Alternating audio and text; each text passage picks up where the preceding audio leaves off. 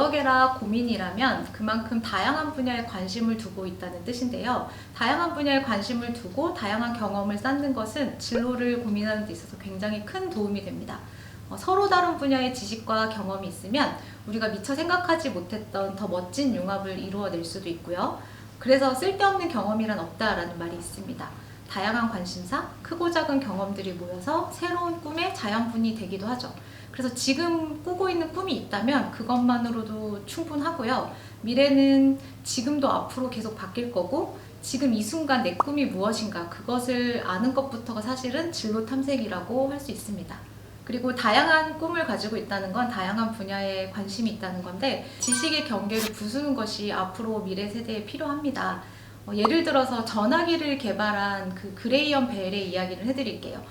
벨은 원래는 청각장애인의 발성 선생님이었어요. 과학자나 전기기술자가 아니었어요. 전화기 개발과 관련된 과학적인 파트는 벨은 당연히 약했기 때문에 토마스 왓슨을 이제 조수로 써가지고 전화기 개발이 성공하게 됐는데요. 당시에 전화기 개발에 굉장히 많은 과학자들이 매달렸었는데도 그레이엄 벨이 가장 먼저 성공할 수 있었던 이유는 바로 벨이 가지고 있는 특별한 강점이 있었기 때문인데요. 그게 바로 발성 선생님이었다는 거예요.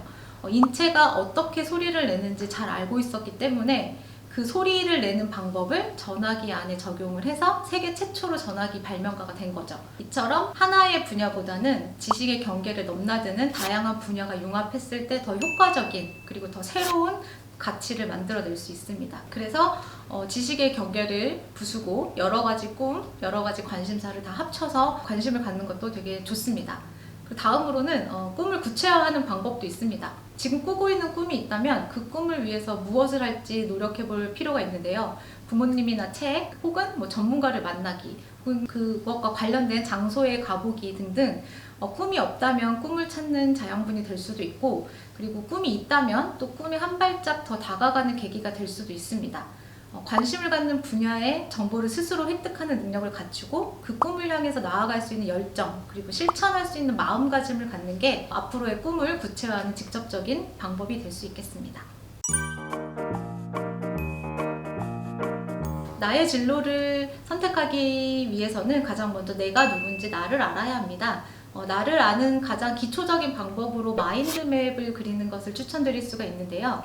마인드맵은 나의 성격, 그리고 혹은 내가 즐거웠던 순간, 내가 슬플 때, 내가 지금 당장 하고 싶은 거, 그리고 내가 좋아하는 거, 내가 잘하는 거 등등 나를 표현할 수 있는 단어들을 지금 생각나는 대로 이 순간에 나를 표현한다고 생각하고 단어들을 4-5개를 한번 써보세요. 그리고 그 각각의 단어들에서 또 이어지는 생각들을 2-3개를 적고, 이런 과정들을 4단계, 5단계를 반복해 나가시다 보면은 내 장점과 단점을 발견하실 수가 있어요. 그리고 그걸 통해서 나를 더 잘 알게 되죠. 만약에 나의 단점을 발견하게 된다면 보완할 방법을 더 생각하시면 되고, 나의 장점을 더 끌어올릴 수 있는 방법도 생각해 볼 수 있게 되죠. 나를 알아가다 보면 내가 좋아하는 일과 내가 잘하는 일 사이에서 고민을 하게 됩니다. 좋아하는 일을 하다가 그것을 잘하게 될 수도 있고요. 잘하는 일을 하다 보니까 그게 좋아질 수도 있어요. 그래서 많은 사람들이 좋아하는 일과 잘하는 일 사이에서 이제 고민을 하죠. 근데 이제 둘 중에 어떤 일을 더 만족해하고 행복해할지는 자기의 가치관으로 확인을 해봐야 돼요. 그리고 특히 이것을 진로와 연결시켰을 때는 진로 가치관이랑 연결을 지어서 생각해 보시면 좋습니다. 내가 좋아하는 일, 내가 잘하는 일을 이제 객관적으로 검사해 줄 수 있는 적성검사라는 것이 있어요. 한국직업능력개발원과 교육부에서 운영하는 진로정보망 커리어넷에 들어가시면 진로심리검사, 진로가치관검사, 진로성숙도 검사 등 다양한 심리검사를 받아볼 수 있고 이 결과를 활용할 수 있는데요.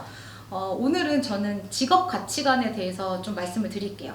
그래서 직업활동을 할 수 있을 때 얻을 수 있는 8가지 주요 가치를 나열을 하고 있거든요. 그래서 자신에게 중요하게 생각하는 직업가치관은 무엇인지를 고민을 해보시고요.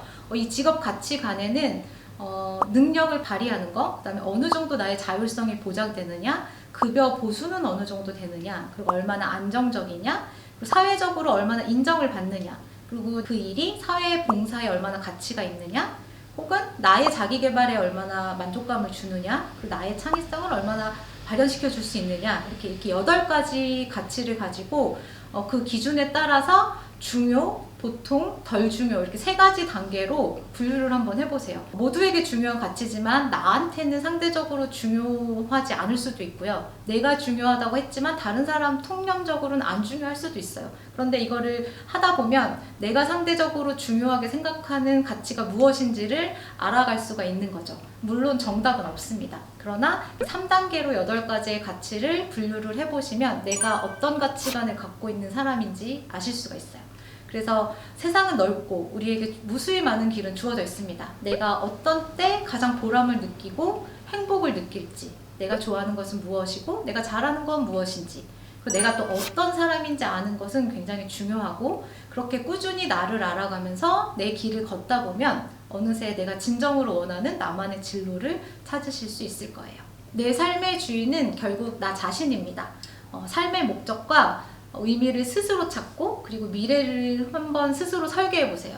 나의 과거가 현재의 나를 만들었듯이 지금의 나는, 지금 내가 하는 모든 경험은 미래의 나를 만들어 갈 거예요. 그래서 많은 것들을 도전해 보고 경험해 보시기를 추천드립니다.